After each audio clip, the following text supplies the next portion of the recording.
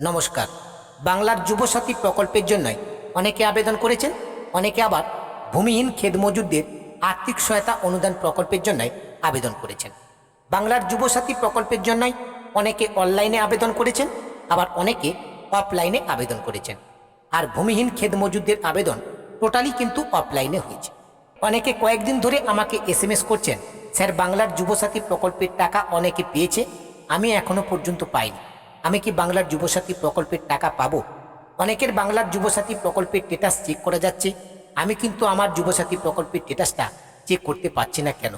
এবার আপনাদেরকে বলি, বাংলার যুবসাথী প্রকল্পের টাকা আমার জানা এখনো পর্যন্ত কেউ পায়নি।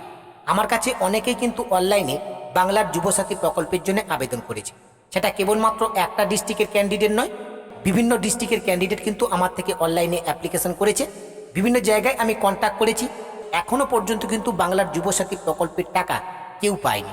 এবার অনেকের মোবাইলে এরকম একটি এসএমএস এবং হোয়াটসঅ্যাপও এসেছে, সম্ভবত যাদের যুবসাথীটা এন্ট্রি হয়েছে তাদেরকে এই এসএমএসটা করা হয়েছে। প্রিয় যুবসাথী, আপনাদের অঙ্গীকার অনুযায়ী বাংলার যুবসাথী প্রকল্পে অন্তর্ভুক্ত হওয়ায় আপনাকে স্বাগত।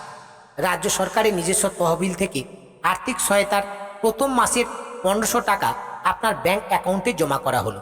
আপনি ভালো থাকুন, সুস্থ থাকুন। শুভেচ্ছা সহ মমতা ব্যানার্জি, মুখ্যমন্ত্রী, পশ্চিমবঙ্গ সরকার। এইরকম মেসেজ কিন্তু অনেকের কাছে এসেছে। এই মেসেজ দেখে অনেকেই বলছেন যে আমার ব্যাংক অ্যাকাউন্টে টাকা ঢুকেছে।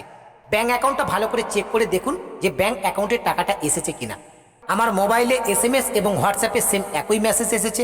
এরপরেও আমি ব্যাংক অ্যাকাউন্ট চেক করে দেখেছি, ব্যাংক অ্যাকাউন্টে কোনো যুবসাথী স্কিমের টাকা ঢোকেনি। এরপর বাংলার যুবসাথী পোর্টালের যে হেল্পলাইন নাম্বার রয়েছে, এই হেল্পলাইন নাম্বারে আমি কন্ট্যাক্ট করি। সর্বদাই কিন্তু মোবাইল নাম্বার সুইচ অফ পেয়েছি, কোনো রকমভাবেই কিন্তু কন্ট্যাক্ট করা যায়নি। তাই অযথা কেউ বিভ্রান্ত হবেন না। বাংলার যুবসাথী স্কিমের টাকা দেওয়া শুরু হলে অবশ্যই আপনি যদি এলিজিবল হন তাহলে আপনি টাকা পাবেন। এবার আসি স্ট্যাটাস চেকের কথা। যারা বলছেন বাংলার যুবসাথী প্রকল্পের স্ট্যাটাস চেক করা যাচ্ছে, আমি দেখুন একেবারে অফিসিয়াল ওয়েবসাইটটা কিন্তু লগ ইন করে নিয়েছি। এখন অ্যাপ্লিকেশান স্ট্যাটাস এই অপশানটির উপরে ক্লিক করলাম, পরবর্তী পেজ ওপেন হয়ে গেছে। চেক স্ট্যাটাস অপশানটির উপরে ক্লিক করলাম। চেক স্ট্যাটাস অপশানটির উপরে ক্লিক করবার সঙ্গে সঙ্গে এরকম একটি অ্যালার্ট শো করছে, update status will be made available soon, please visit again, thank you.